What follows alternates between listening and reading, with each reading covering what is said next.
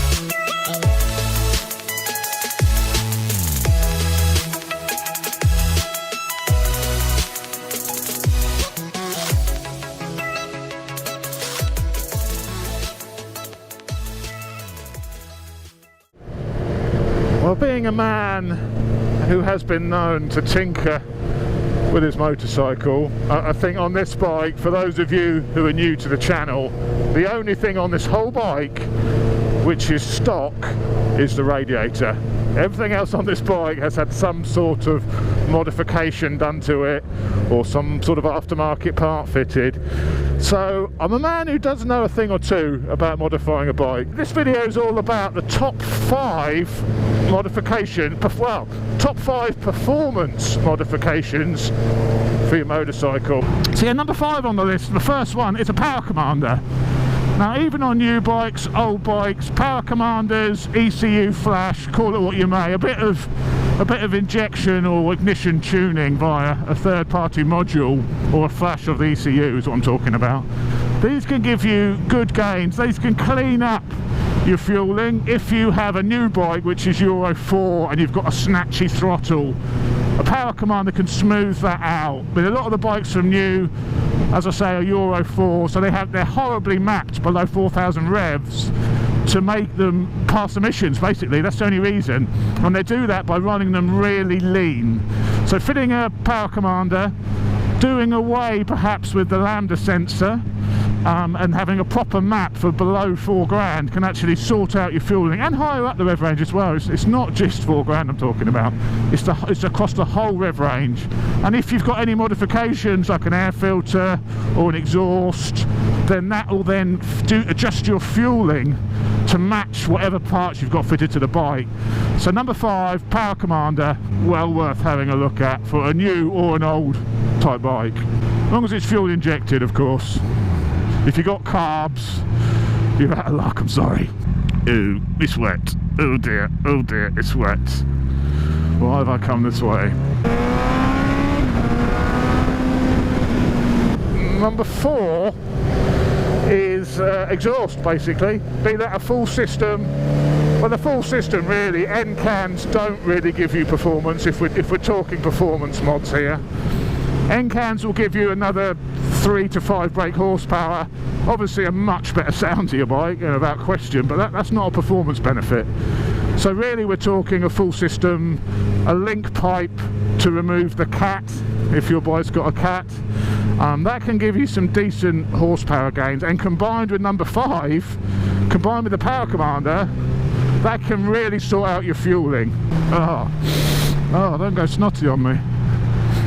Don't go all snotty on me now, nose. Doing a video. Winter is coming. So we've done power commander, we've done exhaust, full exhaust stroke link pipe removal.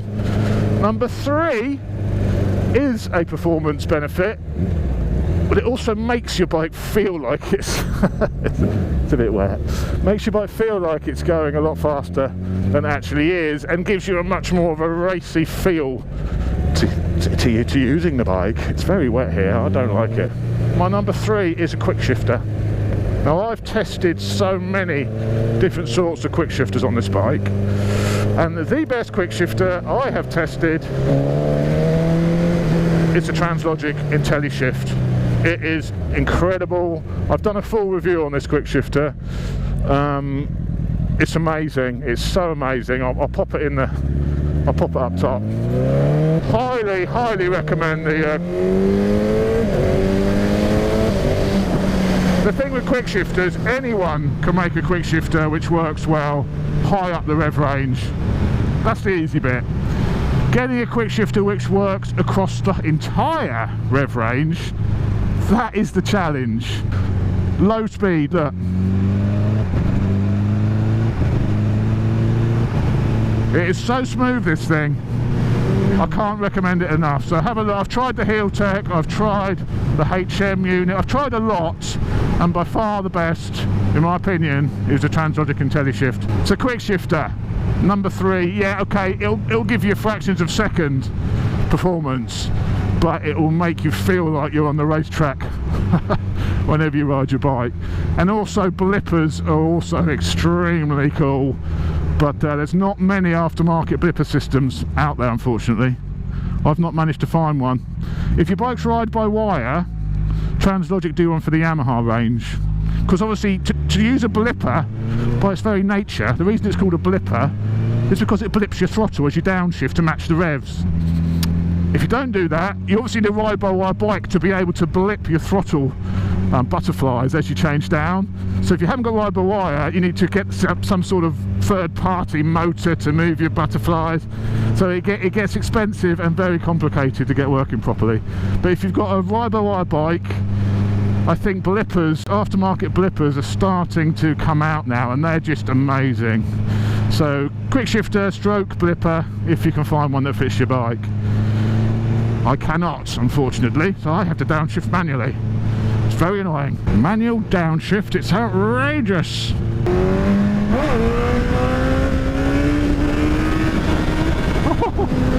Okay, number two on the list. We're getting into the big ones now. We must be getting into the expensive modifications now. We must be talking full engine rebuild, hot cams, full tuning. No. Number 2 on the list is something very affordable. Cost you about £20. It is changing the gearing on your bike. This bike is geared down 1 tooth at the front and 2 up on the rear.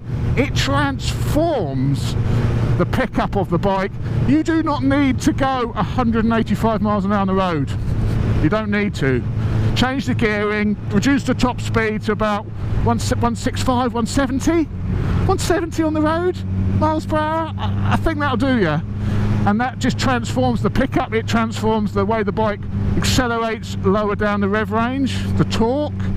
It makes a huge difference to any bike, and even a litre bike. Don't think because it's a litre bike it can pull, you know, it changing just 15 quid, drop the front sprocket a tooth, you feel the difference. It transforms the way the bike responds. It really does.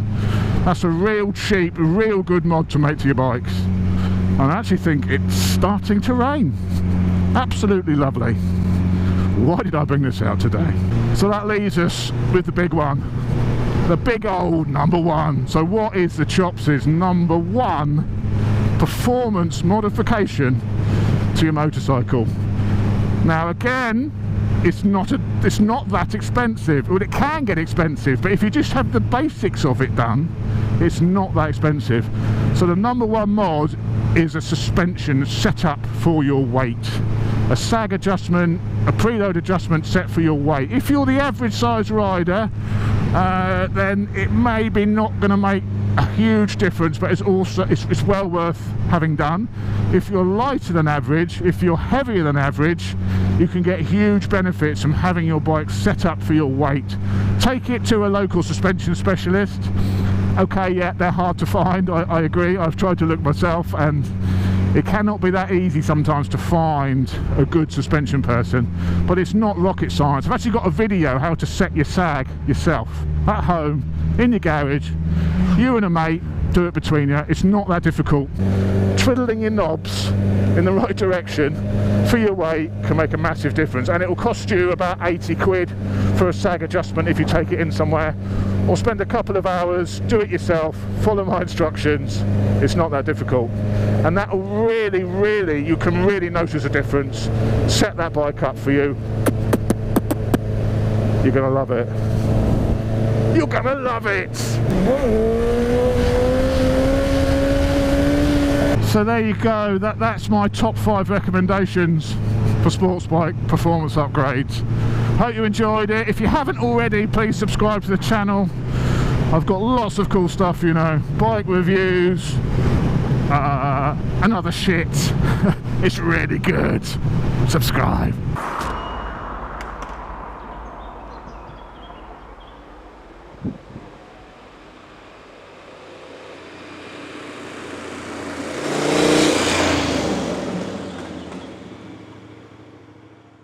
Actually raining, so this is absolutely chuffing marvellous.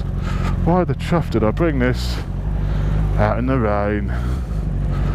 What a tool! What a load of bullshit!